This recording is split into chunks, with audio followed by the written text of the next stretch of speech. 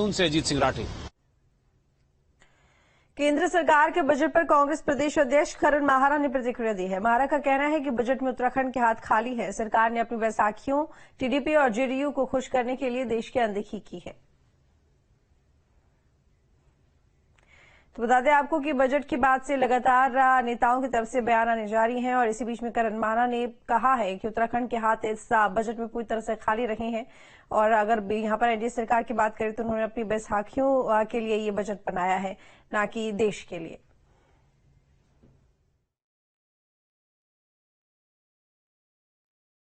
देखिए, मैं तो उत्तराखंड के परिप्रेक्ष्य में इसको निराशाजनक कहता हूं। और अगर आप पूरा देखें तो ये कहीं ना कहीं सरकार को बचाने की, दोनों बैसाखियों को टूटने से बचाने की का बजट है।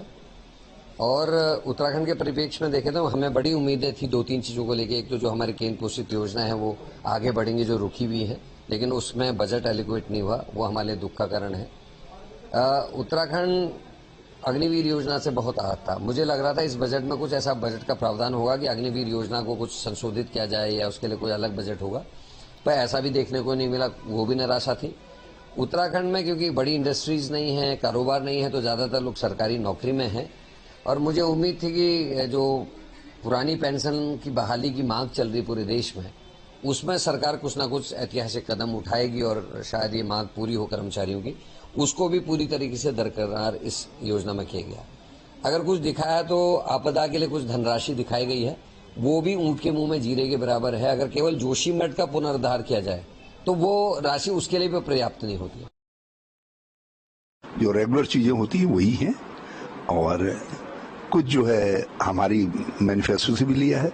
जैसे हमने कहा था कि जिनको पहली बार नौकरी देंगे, काम अप्रेंटिस के तौर पर रखेंगे, उनको 1 लाख रुपया जो है स्किल डेवलपमेंट के लिए देंगे।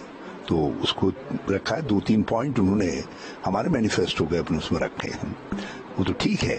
मगर मुझे सबसे ज्यादा निराशा 3 बिंदुओं पर हुई है।